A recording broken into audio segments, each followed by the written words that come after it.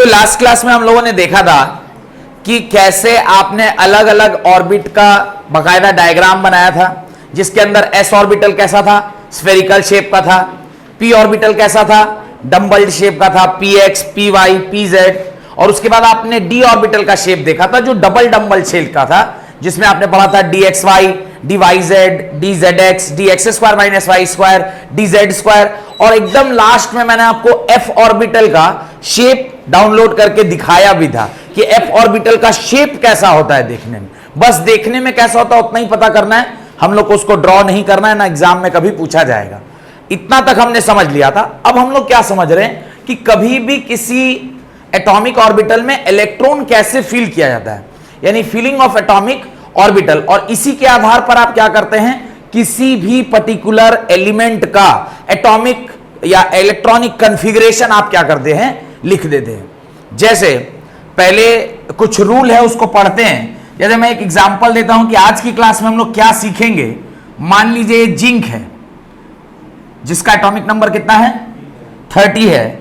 तो जब आज इस क्लास खत्म हो रही होगी तो आप ये लिखना सीख जाएंगे 1s2, 2s2, 2p6, 3s2, 3p6, 4s2, 3d10 is the electronic configuration of zinc.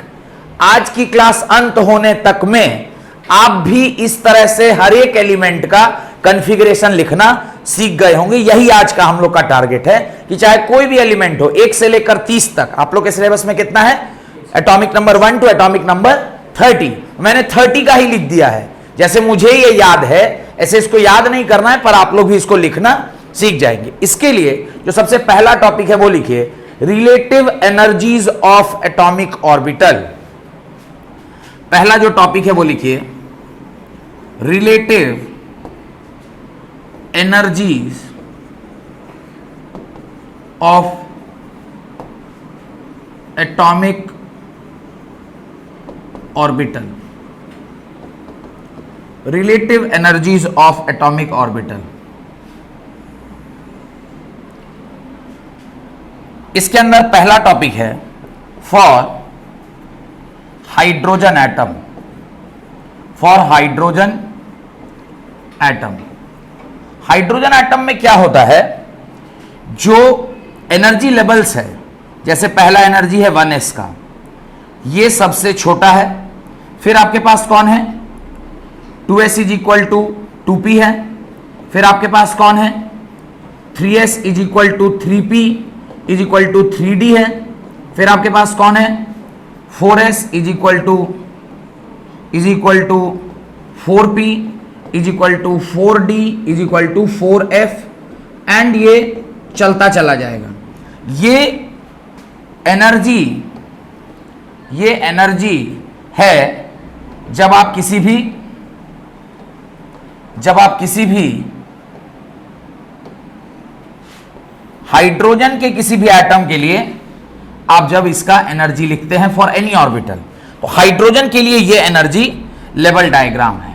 Hydrogen में क्या होता है, 1s एक एनर्जी लेवल पे होती है, फिर 2s 2p एक एनर्जी लेवल पे होती है, 3s 3p 3d एक एनर्जी लेवल पर होती है, 4s 4p 4d 4f एक एनर्जी लेवल पे होते हैं, और इसी प्रकार से चलता चला जाता है। लिख लिए, लिखिए।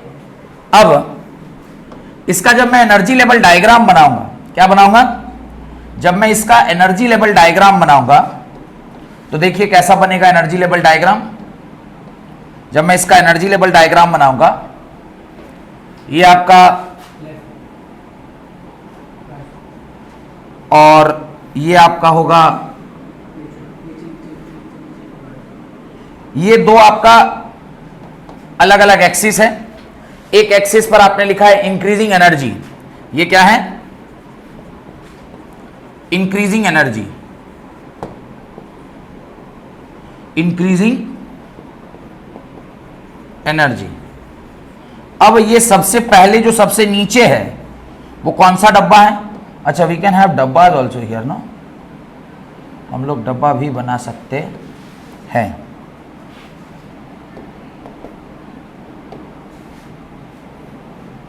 ये 1s, उसके बगल में 2s, और फिर 2p, फिर 3s, उसके बगल में 3p, और फिर कौन आएगा?